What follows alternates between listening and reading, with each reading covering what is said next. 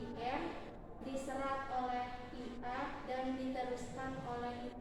Ya, jadi IR, IA, IT itu hanya penamaan ya. Ya. Jadi sinar awal itu IO ya. Maka kalau yang direfleksikan jadi IR, yang diserap IA itu hanya analogi aja, yang diteruskan IP.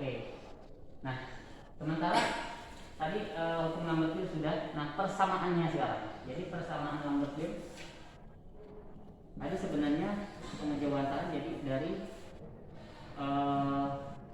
P-nya itu sendiri, persen transmitan ya, itu adalah perbandingan antara cahaya yang ditransmisikan, yang diteruskan terhadap cahaya awal ya, persen transmitan itu dinamakan persen transmitan. Sementara untuk hukum Lambert-Beer-nya sendiri itu jika diterjemahkan lebih lanjut ya ke dalam absorban itu menjadi min log A atau min log IP per I0 ya. Dan min logaritma ya intensitas cahaya yang ditransmisikan dibanding intensitas cahaya awal atau mula-mula. Jadi pada saat mula-mula katakanlah nilainya 10 ya. Setelah melewati sampel yang berupa cairan, otomatis kan nilainya berkurang karena ada yang diserap. Nah, perbandingan antara nilai cahaya atau sinar cahaya yang ditransmisikan, yang diteruskan terhadap nilai cahaya atau sinar awal itu dinamakan persen transmitan. Ya.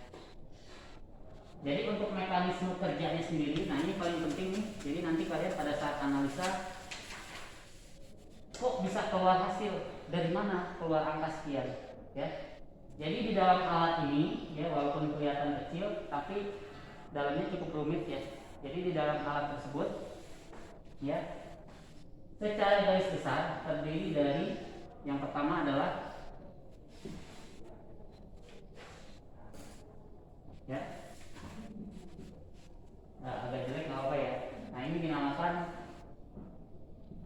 sumber sinar ya.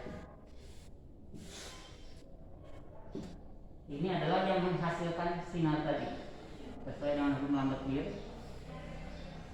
Sinar dihasilkan ya itu nanti akan masuk ke dalam sebuah isi ya ya yang dinamakan slit ya. Jadi di dalam itu nanti ada sumber sinar ya, katakanlah lampu ya, lampu khusus menghasilkan sinar, dia akan melewati sebuah isi tipis ya yang dinamakan slit. Dalam arti ini berarti slit masuk ya. Slit masuk karena tempat awalnya masuk, sinar masuk. Lalu dari slit tersebut ya dia akan mengenai sebuah katakanlah gini ya, sebuah prisma. Nah ini merupakan sistem optik yang ada di spektrofotometer. Dia akan melewati sebuah prisma ya. Nah pada saat sebelum melewati prisma, sinar itu hanya satu berkas ya, dengan banyak panjang gelombang. Tapi ketika melewati prisma tadi, si sinar tersebut akan berubah ya, berubah ya menjadi bagian-bagian terkecil dari sinar awal ya. Jadi akan dipancarkan dengan berbagai panjang gelombang. Nah, nanti pemilihan panjang gelombang ini nanti kita yang menentukan. Ya, pada saat kita analisa berapa sih panjang gelombang optimalnya, nanti kita yang tentukan. Jadi pada saat pengukuran itu tidak dilakukan atau diukur di berbagai panjang gelombang. Jadi kita harus cari panjang gelombang yang optimalnya dulu.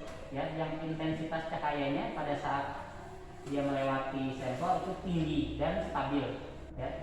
Nah, katakanlah kita sudah dapat nih panjang gelombang 360 nanometer. Nah, sinar yang sudah dirubah tadi itu melewati lagi yang namanya slit.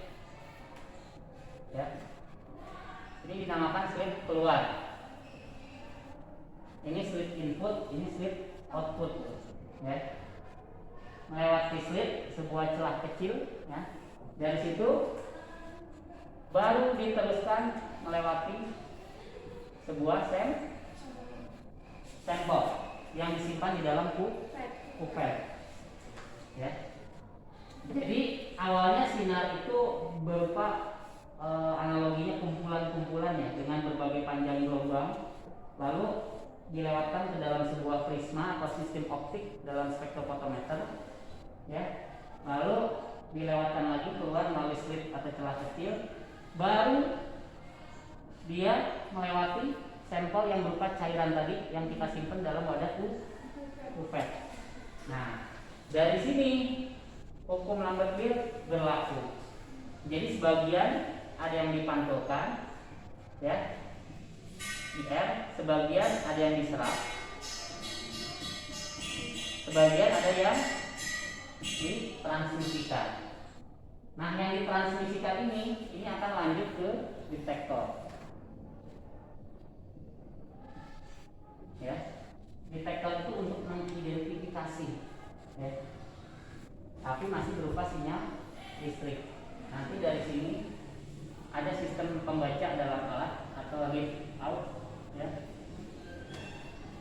Nah, nanti dirubah dari sinyal listrik menjadi nilai atau konsentrasi.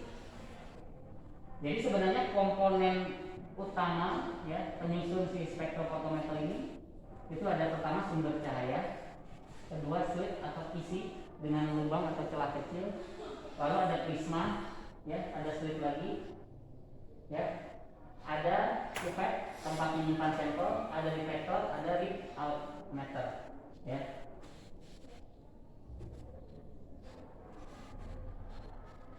Oke, ada yang mau ditanyakan? Nah, ini kan ada beberapa bagian nih. Slit masuk,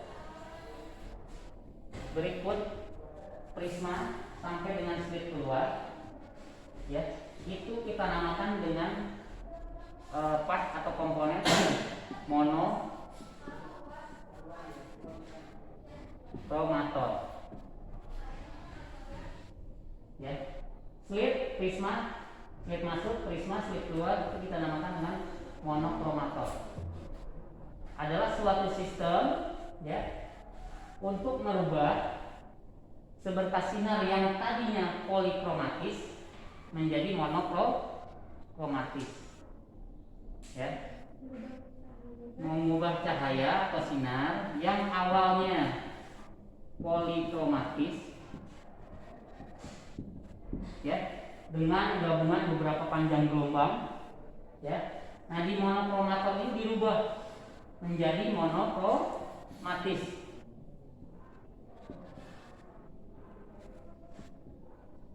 Artinya dipisah menjadi sinar atau cahaya dengan panjang gelombang masing-masing. Nah, nanti panjang gelombang optimal itulah yang akan kita pakai sebagai sumber sinar spektrofotometer. Nah, sistemnya dinamakan monochromator, terdiri dari slit input, prisma,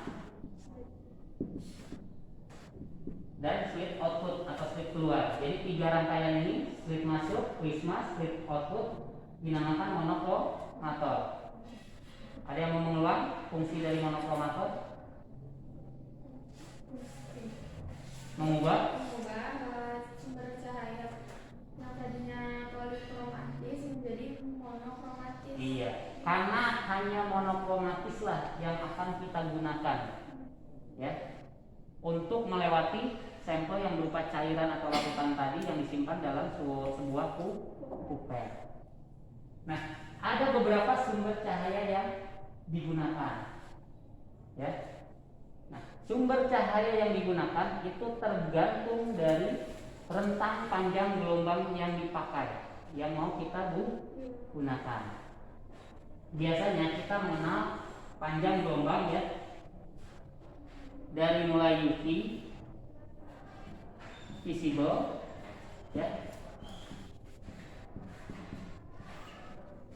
lalu IR atau infrared.